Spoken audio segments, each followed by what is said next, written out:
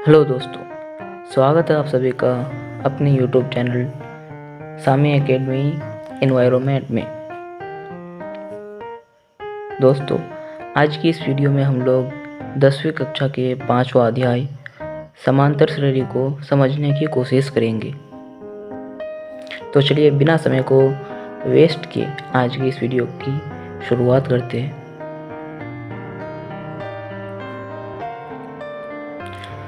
दोस्तों, सबसे पहले हम लोग जानने की कोशिश करेंगे कि समांतर श्रेणी क्या होती है।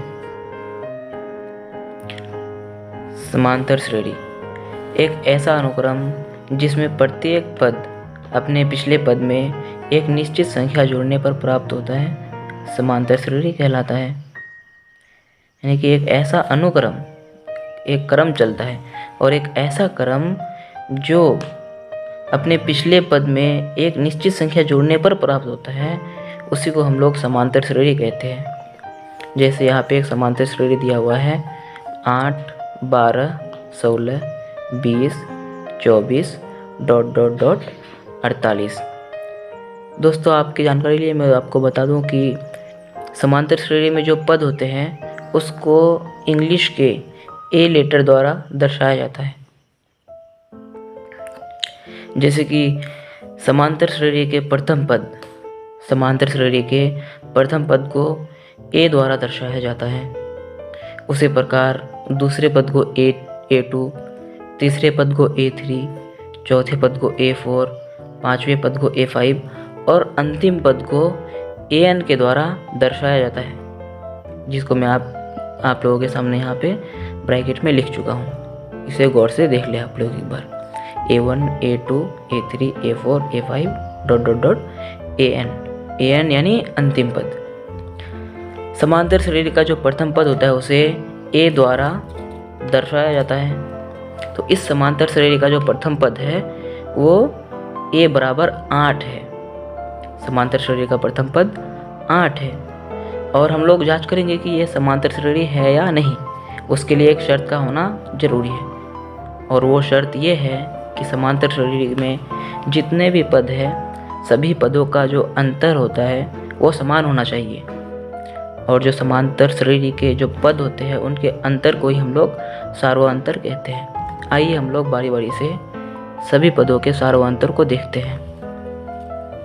सबसे पहले देखेंगे A2 - A1।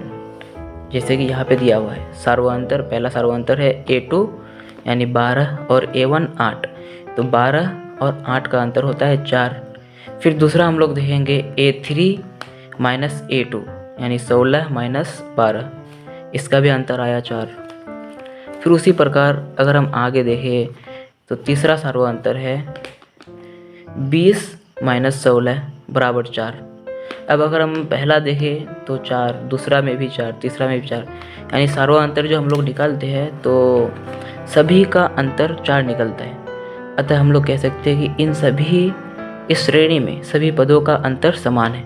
अतः हो सकता है कि ये एक समांतर श्रेणी है। तो ये निश्चित है कि यह एक समांतर श्रेणी है क्योंकि इसके सभी पदों का अंतर समान है। यह हमने देखा कि प्रत्येक आगे वाले पद अपने पिछले वाले पदों से 4 अधिक है। अतः दी गई श्रेणी एक समांतर श्रेणी है और इस समांतर श्रेणी का प्रथम पद 8 तथा सार्वअंतर 4 है।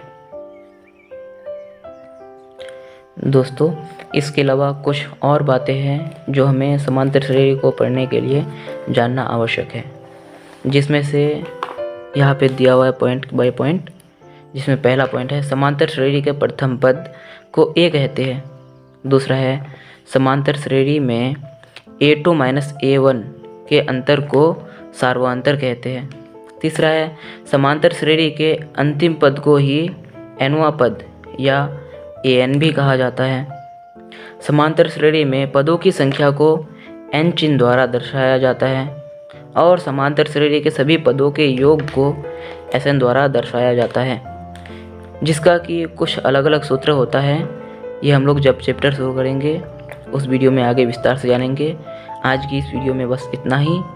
और समांतर श्रेणी को पढ़ने से पहले समांतर सरणी चैप्टर को शुरू करने से पहले इन सभी बातों को जानना बहुत ही ज़रूरी था, इसलिए मैंने आप लोगों के लिए पहले इस वीडियो को बनाया।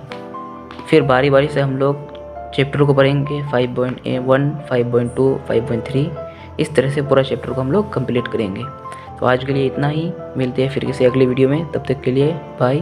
अगर आप लोग हमारे चैनल में नए हैं तो इस चैनल को सब्सक्राइब करें और ज़्यादा से ज़्यादा शेयर करें।